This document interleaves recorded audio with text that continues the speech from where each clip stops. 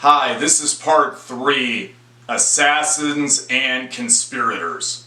So here we go as a little bit of a tie-in from the previous videos. Sirhan could be easily hypnotized by the plotters and then deny he ever was. This ties back into some of my evidence videos.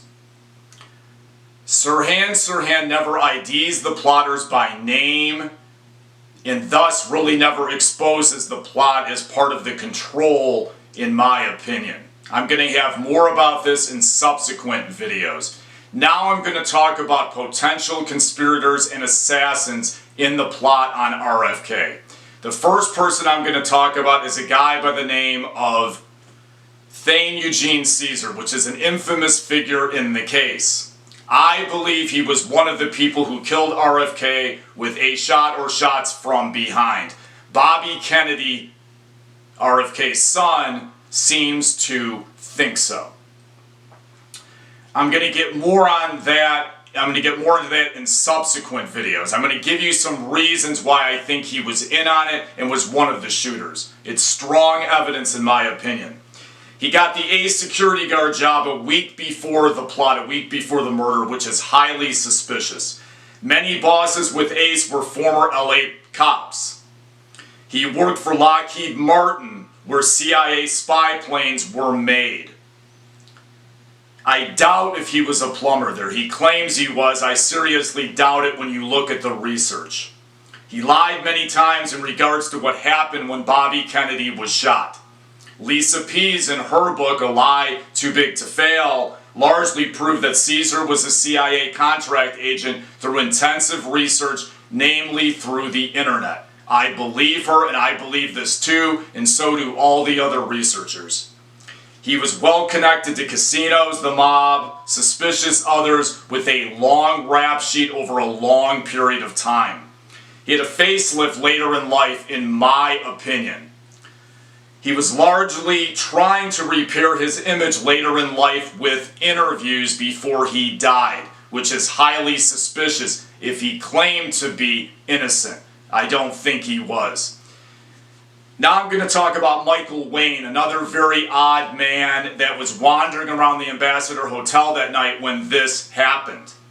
He got a press ID without being in the press. He was not a Democrat. He was not even an RFK supporter. He drank at the bar that night in the hotel. He reeks of a CIA or some sort of an operative that was involved in this case. He was stalking RFK all over the hotel that night. He claimed to be a political memo collector. I doubt if he was. He gets RFK to sign 2 posters. The posters may have been used to conceal a gun, which is very important in the case, and I'm going to talk about later. He was a stalker. He was trying to get close to RFK the whole night. People were getting into the pantry right before the shooting under Cesar's watch. Literally no security by him. One of the first sightings of the mysterious polka dot dress girl that night in the hotel was around 10 p.m. at the bar. I believe she was involved in the murder. She had an odd nose. She was spotted by Eve Hansen and her sister Nina Ballantyne at the bar. They are key witnesses. She salutes RFK by them as the next president at the bar with a toast, which is odd. She was seen with 3 suspicious men. She stalks press people all night to get press IDs to get closer to RFK like Wayne did. She stalks RFK. She tries to get a press ID from Conrad Seam, who ended up being a key witness in the case. Sandy Serrano was a key witness. She sees the polka dot dress girl coming up the stairs with 2 dark-haired men earlier. It was a key sighting that I will talk about later in videos. One guy had a gold sweater on. Around this area, other key witnesses named Mary Whalen and Felicia Missouri see an odd man in a maroon coat with a walkie-talkie and a radio system. He's fairly tan in his 40s. I believe he was Eugene Hal Brading, who was also an organizer of the JFK murder. He was seen by a lot of people wandering the hotel that night. I believe he was seen by at least 10 people that night. Another key eyewitness was Vince DiPero. Right around the time that Carl Euchre and others are leading RFK into the pantry and thus, not knowing but into the shooting, he sees the polka dot dress girl near a Hispanic man in a tray rack. She was literally pinned up against Vince, almost holding him back. At this point, RFK gets away from the security detail, meaning he gets away from mainly Carl Euchre. This is right before the shots are fired at RFK. At this point, at the east end of the room are Michael Wayne, or somebody using this alias, Polka Dot Dress Girl, a Mexican man with short curly hair, teen RFK volunteer Lisa Urso, another key witness. At this point, a young man gets off the tray rack. It's believed to be Sirhan. He tries to approach RFK with a gun, but is still not that close to RFK. Keep that in mind. Richard Lubeck, a key witness, sees a gun going at RFK's head but doesn't see the face of the shooter. At this point, he sees a security guard, believed to be Cesar, with the gun pointed at the floor. It's an odd stance. Keep that in mind.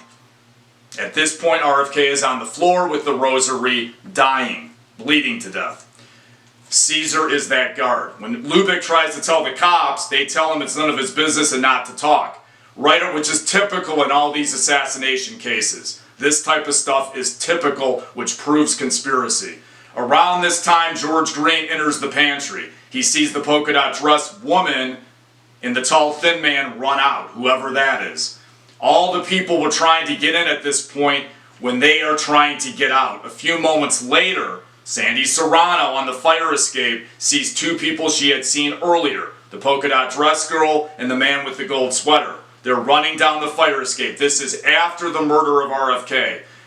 Polka dot dress girl was shouting, "We shot him." Sandy Serrano asks her, "Who did you shoot?" She responds, "Senator Kennedy." They run back to the back parking lot, never to be heard from again, obviously. In the same southwest corner of the ballroom, the guy with the walkie-talkie and the maroon coat, who I believe is Brading, tells key witnesses Wayland and Missouri that he was there when RFK was shot, thus setting up an alibi. He wants them to know he was there and seen by them, setting up an alibi to make it look like he wasn't involved. This is Brading. This is key. He's trying to set it up to make it look like it was not a plot, so he has an alibi. The conspirators were working in tandems, in my view. Here ends this video. Thanks a lot for your time. My next video is on more key witnesses, Ted Carrick and Cesar. It's free to subscribe.